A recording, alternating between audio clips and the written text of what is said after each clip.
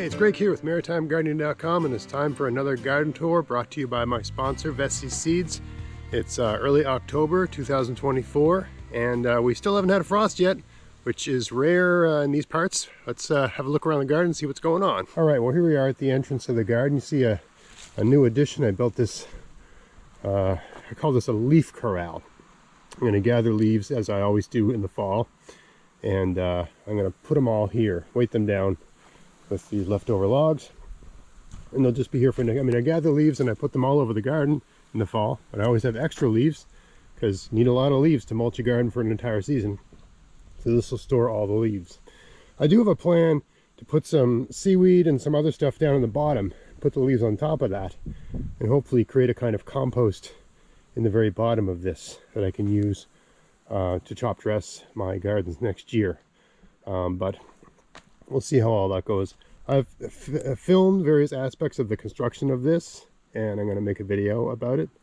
So I won't go into details here, but these are just trees that had to come down on my property, and I decided to do something with them, and I used a sort of log cabin style notching process, but a kind of lazy man's chainsaw version of that process. So it wasn't, not done to any level of perfection, but totally functional for a compost bin, for leaves anyway. All right, so in the garden here, we got a lot of things kind of shutting down, some stuff still available. Like I've got this bloody dock here, which is perfectly fine this time of year to use. Actually tastes better once it's had a frost or two. New Zealand spinach that I planted way back in June. I haven't picked it, I haven't harvested it once. This is probably, I think we're gonna have a risk of frost over the next couple of days, possibly. I mean, we're almost halfway through October yet so far. It's very rare. Anyway, it's gonna be picked soon. So I haven't even tried it yet. But it looks like I might have enough for one meal. So I definitely, this is a perennial. In other parts of the world, it's not a perennial here. I just planted it to see how much growth it would put on in a season. Personally, unless you've got some sort of great spot, or you've got some sort of greenhouse or a microclimate or something like that, I don't think it's worth doing. In this province anyway. I'm sure there's other people that disagree. You'd have to do a lot to protect this to get it to survive the winter. It wouldn't just survive normally. Anyway, it was a neat little experiment. I don't think I'll do it again. Zucchini, they're still alive, but they're kind of shut down. My parsnips, I haven't harvested any parsnips yet because we still have not had a frost. And parsnips are so much better after a frost. We're this weekend is Canadian Thanksgiving, October 12th. I always have parsnips for Thanksgiving dinner, so I will harvest a few for that. But really, I like to have frost and even a little bit of freeze in the ground before I harvest my parsnips. That still hasn't happened. The tops of these have turned black, almost like they're burnt from frost, but we have not had any frost. So I don't really know what's going on there. It's just the plant, kind of reaching a stage of maturity, I guess, for a season. Over here, these peas that I planted back in, I think, August. This was a garlic bed. When all the garlic came out, I decided to plant some peas. And, they're almost 6 feet high now. And I'm getting peas. And some of them are decent. Notice the plants aren't as robust and the peas aren't as big as they would have been when planted in April.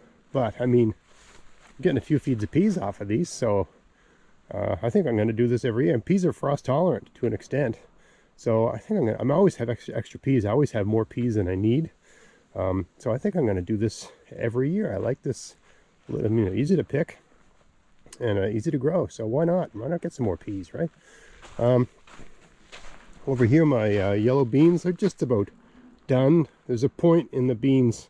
These are a bush bean where the beans just get a bit weird, and we're kind of getting to that point. Yeah, kind of done with the yellow beans. Carrots, still haven't harvested those yet, but they're doing okay. I wish I'd planted more, but that's okay. The other beans that I planted, way back in end of May sort of thing, these are still growing. They've slowed right down, but you still get the odd bean, right? They're still producing new beans. But the plants are kind of tired, and they're not, at the height of this plant's productivity, we're filling, a big salad bowl every day or every other day, right? And now it's like maybe once a week we just pick whatever we can see. And you can see there's neglect because we got some huge ones, right? I mean, it's not edible. I mean, it's edible, but you wouldn't enjoy it. It's woody, right? Like this. So we've missed a few because we've just gotten, you know, just started to ignore it in the garden because it's, look at this huge one, right? Because it's just not productive anymore, although it is still producing beans. The beets are over here. They're ready for harvest. They don't look like much, but I mean, some of them have a decent size, right? That's not bad. It's like, you know, I don't know, a couple inches wide and about 4 inches long. That's not bad. So happy with these, I think they're Taunus, T-A-U-N-U-S variety. Happy with those. The Swiss chard, still producing, still delicious. I can't wait to try this after a frost, but even without frost, it's been good. Tomatoes are basically done. There was a risk of frost one day and I came up and picked everything. I left a few on the vine. The frost never happened, but the tomatoes are all done. I've used them and cooked them and given some away and they're all gone. I enjoyed those. The winter squash is done, all picked, brought inside. When I thought there was a risk of frost, I brought them all in. Over here, the peppers that I grew, these Carmen peppers, I brought a bunch of them in, but there's still some on the vine. So I'll be bringing these all in soon. And all of this basil that I planted late in the season, very late, doing great. But this is all going to have to come out really soon. The disastrous kale garden that I had is now a beautiful kale garden. Thinning, right? Thinning and mulching. You know, that's, I mean, look at this one. Look how beautiful that is. And if you've been following the channel, you remember how bad these looked about a month ago. And now, beautiful kale.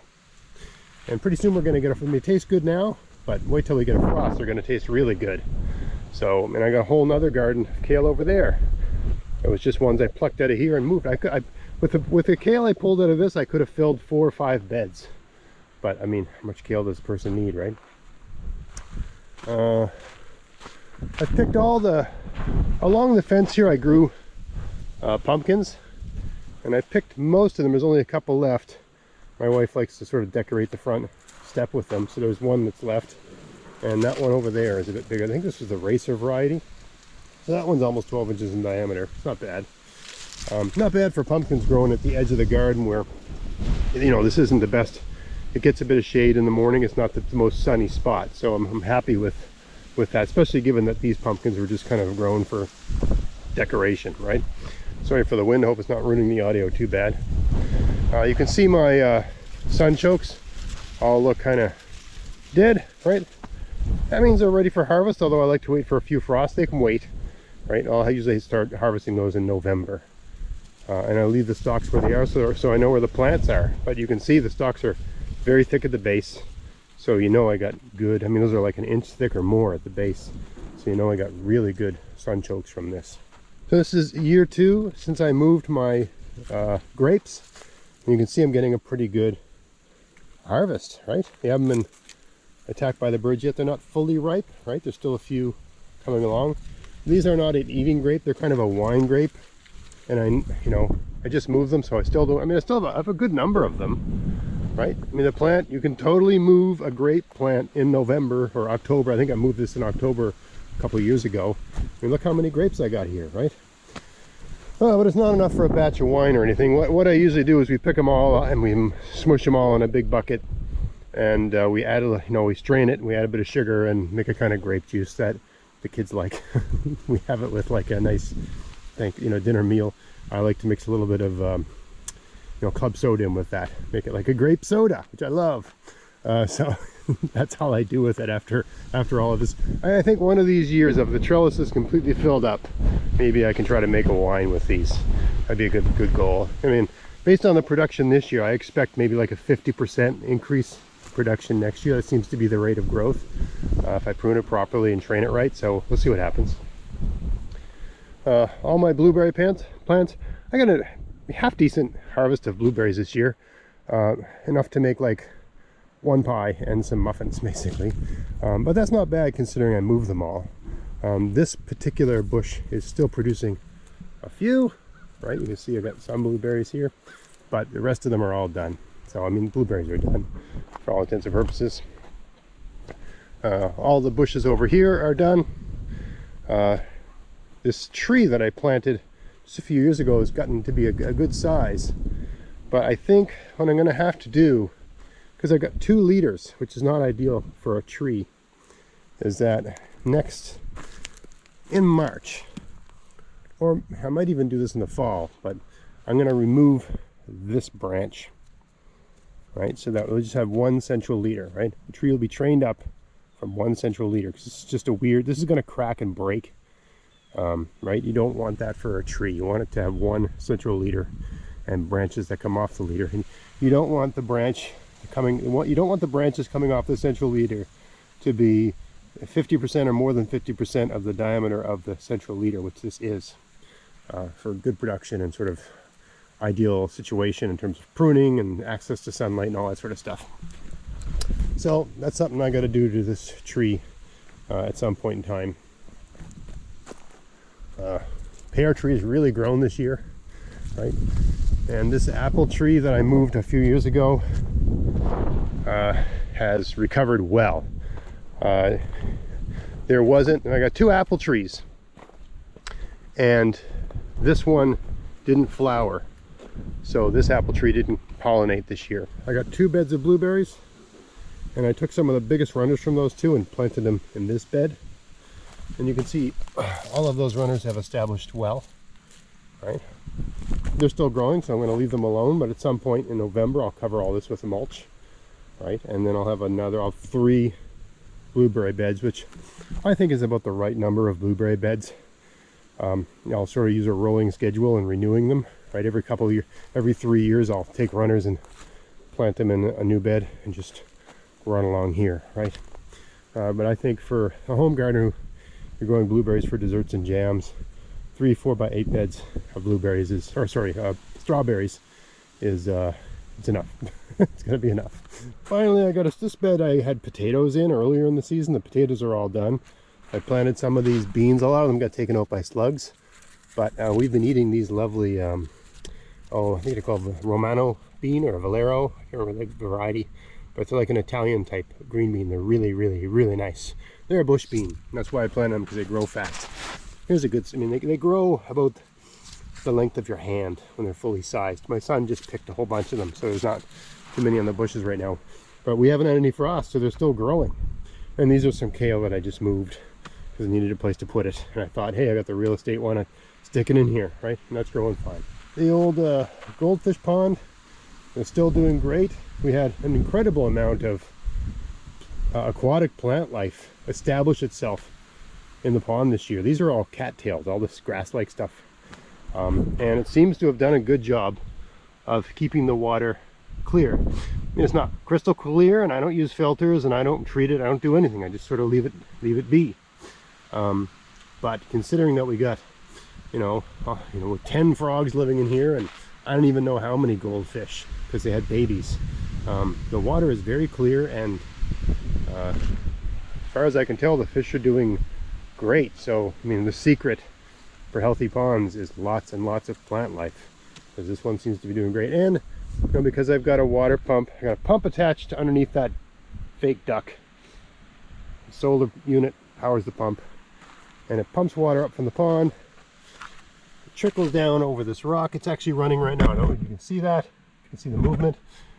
We haven't got a lot of sun today, but it's actually pumping, so we get a little water trickling down. So we constantly have some degree of water circulation here. I don't know how much of a difference that makes. I'm sure it's good. You notice there's a sort of a nexus of activity all along that water, right? And lots of foliage growing down here. So all those things seem to like the that exchange, right? And you get oxygenation of the water as it comes down here. This plant life down here, this is just watercress from a grocery store, right? I got a bundle of it and just put pieces of it all along the edge of the garden, along the edge of the pond, and that's all I did with it. And it's growing everywhere. I think next year I'll take a little more care to put it along the edges so that it can kind of creep up the sides. But I mean, it is grown very well, and pretty, like $3.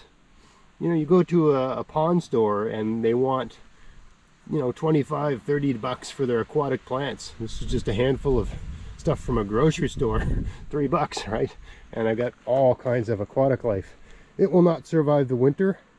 So at some point when things start getting really cold, I'll pull all of that out, so it doesn't just become compost in the pond, which wouldn't be good, I don't think. So I'll remove all of that and just throw it in my compost bin. But you can see all the incredible root mass, right? That results from having that watercress growing. And the fish go in to those root masses and they root around looking for food and stuff. So it seems, and insect life probably use it to hide. It just creates a wonderful element of habitat within a pond. So it seems to work really well. A pretty cheap solution, which I like. Anyway, that's where we are at the early or mid October 2024. Had a fantastic year this year in the garden. Really great growing conditions.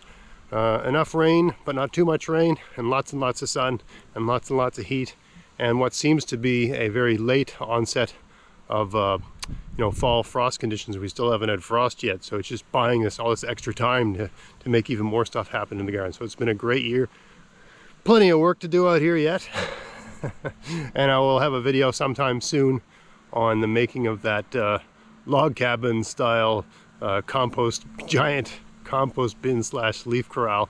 Stay tuned for that. Otherwise, until next time, hope you found this interesting. If you did, please like, share, subscribe. Check out my podcast at maritimegardening.com. Check out my weekly article at maritimegardening.substack.com. And until next time, get out there, get at it, have fun in your garden. Thanks for watching.